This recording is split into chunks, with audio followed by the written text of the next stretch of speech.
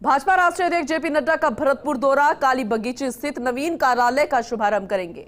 संपर्क से समर्थन कार्यक्रम को संबोधित भी करेंगे जेपी नड्डा। नदबई में लोकसभा रैली को संबोधित करेंगे और मिशन राजस्थान पर भी नजर आ रहे हैं जेपी नड्डा पूरे तरीके से, और इसीलिए सक्रिय है जेपी नड्डा। भाजपा का पूरी राजस्थान पर फोकस है। भरतपुर से चुनावी शंखनाद होने वाला है। भरतपुर में बीजेपी कार्यालय का उद्घाटन भी किया जाएगा और इसलिए चुनावी शंखनाद जेपी नड्डा वहां करते नजर आएंगे। संपर्क से समर्थन, ये कार्यक्रम जिसका आयोजन होना है।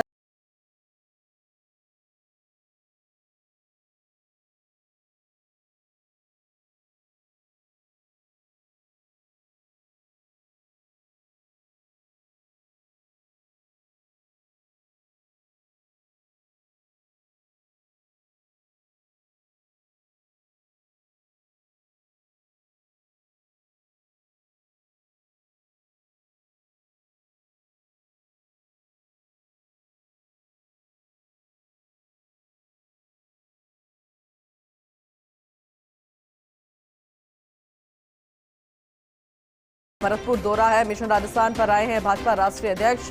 नवीन कार्यालय का शुभारंभ करेंगे काली बगीचे में स्थित। इसके अलावा संपर्क से समर्थन कार्यक्रम को संबोधित करेंगे। जेपी नड्डा आज नदबई में कृषि उपज मंडी प्रांगण में विशाल जनसभा को संबोधित करेंगे।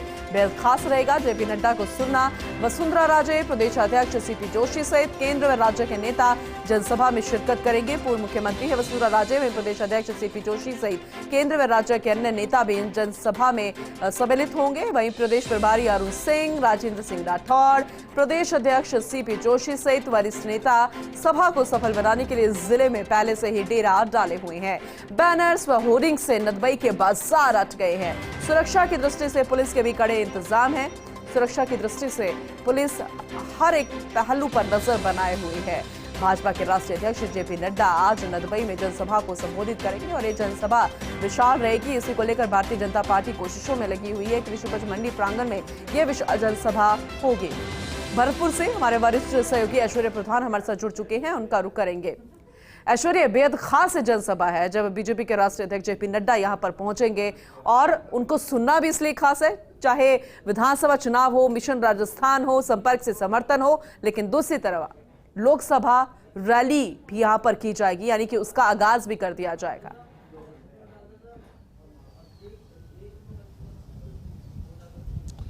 देखिए पूनम, बेहद महत्वपूर्ण है और महत्वपूर्ण इसलिए है कि भरतपुर संभाग है और राजस्थान के तमाम संभागों को अगर हम दृष्टि डालते हैं तो भरतपुर संभाग महत्वपूर्ण इसलिए हो जाता है कि भारतीय जनता पार्टी की यहाँ की स्थिति किसी से छुपी नहीं है। क्योंकि लोकसभा चुनाव में तो प्रधानमंत्री नरेंद्र मोदी का एकमात्र चेहरा होता है, केंद्र की योजनाएं होती है, जातिगत सियासत भी थोड़ा सा साइड हो जाती है, लेकिन विधानसभा चुनाव में जातिगत सियासत है वो महत्वपूर्ण होती है और वो शीर्ष पर आ जाती है स्थानीय राजनीति की दृष्टि से।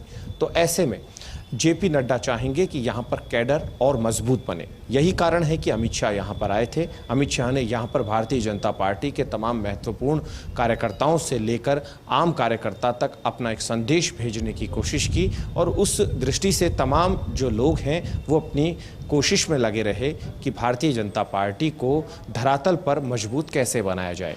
अभी मैं यहाँ का आपको वर्तमान की स्थिति का अगर बात करूं तो यहाँ पर हम लक्ष्मी विलास पैलेस होटल में है और यहाँ पर प्रमुख नेता जिनमें अरुण सिंह, सीपी जोशी और राजेंद्र राठौड़ तीनों नेता हैं और चंद्रशेखर संगठन महामंत्री चौथे नेता वो भी हैं। वो सभी लोग एक कक्ष में बैठकर बातचीत कर रहे हैं। क्योंकि इस कार्यक्रम के अलावा कल एक और बहुत ही महत्वपूर्ण दौरा है, वो है अमित शाह का। अमित शाह कल उदयपुर में आएंगे और मैं आपको बड़ी जानकारी ये दूंगा कि लोकसभा क्षेत्रों के प्रवास जो शुरू हुए थे उनमें शुरुआत नरेंद्र मोदी ने श्री गणेश अजमेर के साथ किया था देशव्यापी। उसी के तहत प्रमुख जो लीडर्स है भारतीय जनता पार्टी के वो देश भर के महत्वपूर्ण लोकसभा क्षेत्रों में गए, लेकिन उन लोकसभा क्षेत्रों पर ज़्यादा जोर दिया गया जिनमें बहुत ज़्यादा मेहनत की ज़रूरत है। उन सब के परे ऐसे राज्य जहां पर कि विधानसभा चुनाव बिल्कुल करीब है, उन राज्यों में ये दौरे और भी तेज़ी से हुए हैं। ऐसा नहीं कि प्रधानमंत्री नरेंद्र मोदी के बाद कोई नहीं आया हो, उसके बीच का जो काल है उसमें कई केंद्रीय मंत्री आए, उनमें पीयूष गोयल जयपुर आए थे। अब जेपी नड्डा आज यहाँ आ रहे हैं। राजनाथ सिंह एक दिन पहले जोधपुर आए, जोधपुर का प्रवास था और कल अमित शाह आएंगे। मैं आपको कोशिश करूंगा यहाँ पर कुछ और नेताओं से, जिनमें कि अलका गुर्जर से मैं बातचीत करने की कोशिश करूंगा कि वो क्या कुछ कहेंगी। लेकिन यहाँ पर सबसे महत्वपूर्ण बात यही है कि जेपी नड्डा का जो कार्यक्रम है वो यहाँ पर भारतीय जनता पार्टी के ज़िला कार्यालयों का उद्घाटन का कार्यक्रम है। यहाँ से वो भरतपुर और जैसलमेर 2 जिला कार्यालयों का उद्घाटन करेंगे और उन कार्यालयों का उद्घाटन करने के बाद वो नदबई के लिए रवाना होंगे। उससे पूर्व जेपी नड्डा जब यहाँ से रवाना होंगे तो उससे पूर्व अपना घर एक बहुत अच्छा एनजीओ काम करता है, जो कि ऐसे लोगों के लिए काम करता है जिनके पास घर नहीं है या जो लोग बहुत ज़्यादा अपने घर के लिए परेशान है या घर से बेघर हो गए हैं, उनके लिए। तो अपना घर के एनजीओ के जो लोग हैं उनसे बातचीत करेंगे और ये इस कार्यक्रम के बाद वो सीधे नदबई रवाना होंगे। अपना घर अपने आप में एक बहुत बड़ा माना जा सकता है। अगर अपना घर को देखें तो राजेंद्र राठौड़ और सीपी जोशी से हम बातचीत करने की कोशिश करेंगे।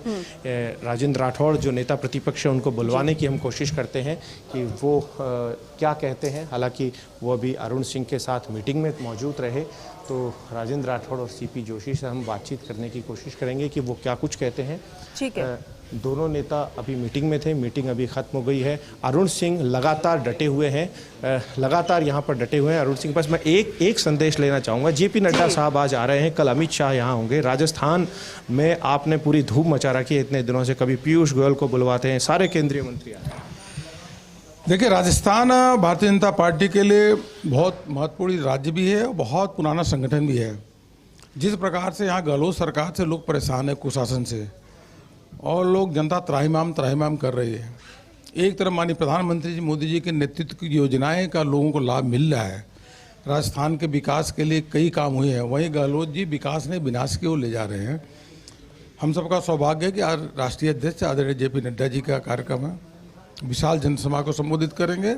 और कल देश के गृह मंत्री माननीय अमित शाह जी का कार्यक्रम है, वो उदयपुर में कार्यक्रम है। आप मानते हैं कि आप तमाम जो लीडर्स है यहाँ आ रहे हैं, उसका एक बड़ा प्रभाव पड़ेगा? खुद मोदी जी ने श्री गणेश किया था अजमेर से और अब इसके समापन पर पार्टी के शीर्ष नेता आते हैं तो उसका लाभ तो मिलता ही है।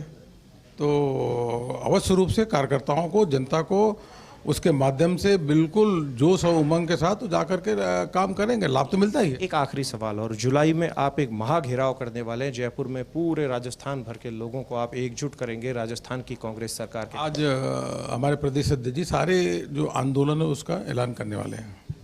तो अरुण सिंह जो लगातार डटे हुए हैं यहाँ पर मीटिंग के लिहाज से मीटिंग ले रहे हैं और पूरा अपडेट अरुण सिंह लगातार ले रहे हैं। 2 दिन पहले आ गए थे और यहाँ पर राष्ट्रीय मंत्री अलका गुर्जर भी मौजूद हैं।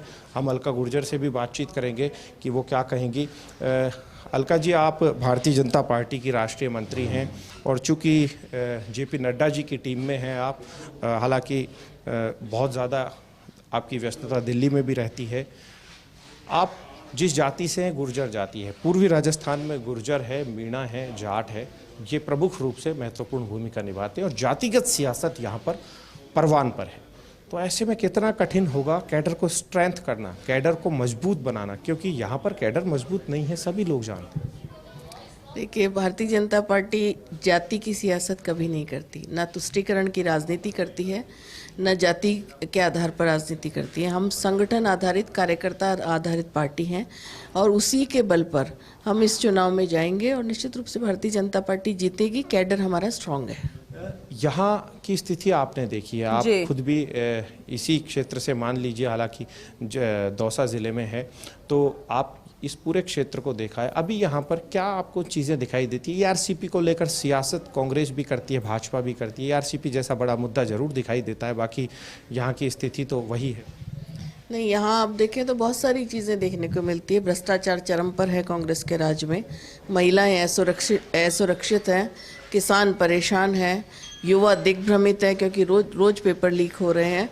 तो यहाँ की स्थिति स्पष्ट है, आम जन त्राहिमाम कर रहा है कांग्रेस के राज में। और भारतीय जनता पार्टी अपने संगठन के बल पर, अपने कार्यकर्ताओं के बल पर हम पूरी तौर पर आश्वस्त हैं कि भारतीय जनता पार्टी का परचम यहाँ लहरेगा। देखिए, भारतीय जनता पार्टी के राष्ट्रीय महामंत्री और राष्ट्रीय मंत्री दोनों से हमने बातचीत की है।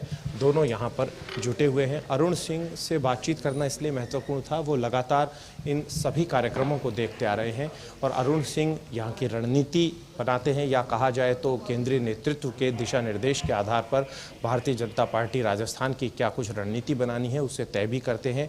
यही कारण है कि अरुण सिंह, सीपी जोशी, राजेंद्र राठौड़ और चंद्रशेखर वो एक साथ मंत्रणा कर रहे हैं। अलका गुर्जर भी इस दौरान मौजूद रही थी।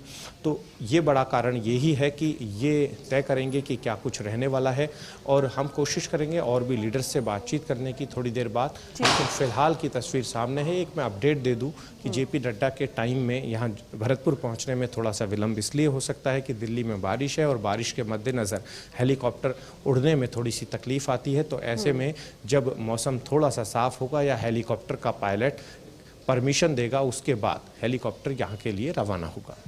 बिल्कुल ऐश्वर्या, वहीं दूसरी तरफ देखा जाए, एक तरफ कांग्रेस की मुखिया सत्ताधारी पार्टी राजस्थान में लगातार बीजेपी को आड़े हाथ ले रही है। ये कह रही है कि अब तो बड़े बड़े नेता आएंगे, यहाँ पर रैलियां करेंगे, सभाओं को संबोधित करेंगे, लेकिन जो मेरी योजनाएं हैं वो सीधा जनता तक पहुंच रही है। यानी यहाँ पर बीजेपी को जुमलेबाज यहाँ पर कहरा दिया गया है। लेकिन बीजेपी को ज्यादा फर्क नहीं पड़ रहा है, क्योंकि आपने प्रदेश अध्यक्ष सीपी जोशी से भी खास एक्सक्लूसिव बातचीत की। इसमें उन्होंने साफ कह दिया है कि आने वाले वक्त में भी महाघेराव किया जाएगा। यानी बीजेपी को कोई खास फर्क नहीं पड़ रहा, वो अपनी स्ट्रैटेजी के साथ चल रही है। ऐश्वर्या, बिल्कुल सही प्रश्न है ये पूनम, कि बीजेपी जो अपनी रणनीति है वो राष्ट्रीय स्तर पर तैयार कर लेती है और राज्यों के लिहाज से तय करती है। पिछले दिनों आपने एक बैठक का अवश्य जिक्र सुना होगा, जो बैठक दिल्ली में हुई थी। उनमें आरएसएस से आने वाले अरुण कुमार भी मौजूद थे और उनके अलावा बीएल संतोष थे, जेपी नड्डा थे, अमित शाह थे। प्रमुख जो नेता हैं वो उसमें मौजूद रहे। उनमें 3 राज्यों को लेकर चर्चा की गई, मध्य प्रदेश, छत्तीसगढ़ और राजस्थान। हालांकि कहा यह भी गया कि इन तीनों राज्यों में चेहरा कौन होगा, तो कौन से राज्यों में चेहरा घोषित किया जाए, कौन से राज्य में नहीं किया जाए, या तीनों राज्यों में कोई चेहरा घोषित नहीं किया जाए, या तीनों में कोई चेहरा घोषित किया जाए। इस तरीके की कई बातें थी जो यहाँ पर मीटिंग में तय की गई, और उन मीटिंग में तय करने के बाद प्रधानमंत्री नरेंद्र मोदी को उसका पूरा अपडेट दिया गया। तय प्रधानमंत्री नरेंद्र मोदी करेंगे। हालांकि एक चीज़ साफ है, चाहे मिसाल के तौर पर देखें तो उत्तर प्रदेश में योगी आदित्यनाथ चेहरा थे, लेकिन एक चेहरा सर्वमान्य है, वो प्रधानमंत्री नरेंद्र मोदी है। लेकिन प्रधानमंत्री मोदी के अलावा नेतृत्व किसके हाथ में होगा, या पूरी तरह से नेतृत्व केंद्र के हाथ में होगा। केंद्र से कोई चुनाव प्रभारी आएंगे और वो यहाँ पर चुनाव के दौरान तय करेंगे किसे कहाँ पर भेजा जाना चाहिए। एक बड़ा सवाल ये भी है कि राजस्थान में संभाग स्तर पर कोई इस तरीके के जो नेता हैं, 2-2, 3-3 नेता हैं, उन्हें एक्टिव किया जाएगा, क्योंकि हर संभाग में कई वरिष्ठ नेता हैं, प्रमुख नेता हैं, लोकप्रिय नेता हैं, और उनके अलावा राजस्थान भर में 2, 3, 4 नेताओं को और ज़्यादा एक्टिव किया जाएगा। इस तरीके की कई बातें हैं। लेकिन यहाँ पर जेपी नड्डा का आना सिर्फ और सिर्फ भरतपुर ही नहीं, हालांकि प्रवास जो है लोकसभा क्षेत्र के लिहाज से है, लेकिन ये सिर्फ और सिर्फ भरतपुर लोकसभा क्षेत्र ही नहीं, भरतपुर के आसपास या फिर कहें भरतपुर संभाग, उसकी दृष्टि से महत्वपूर्ण होगा। क्योंकि भरतपुर संभाग जहाँ से शुरू होता है और जहाँ तक एंड होता है, वहाँ की राजनीति आप बखूबी समझते हैं। पूनम, आपने भी फील्ड में कई बार आकर देखा है भरतपुर संभाग की स्थितियों को। तो यहाँ पर आसान नहीं है सब कुछ चीज़ें कांग्रेस और भारतीय जनता पार्टी दोनों के लिए, क्योंकि यहाँ पर कई बार समीकरण जातिगत लिहाज से इस तरीके के बनते हैं कि चीज़ें जो हैं वो ओवरलैप होने लगती है। जी बिल्कुल ऐश्वर्या, आपने सही कहा, और आगे भी आपसे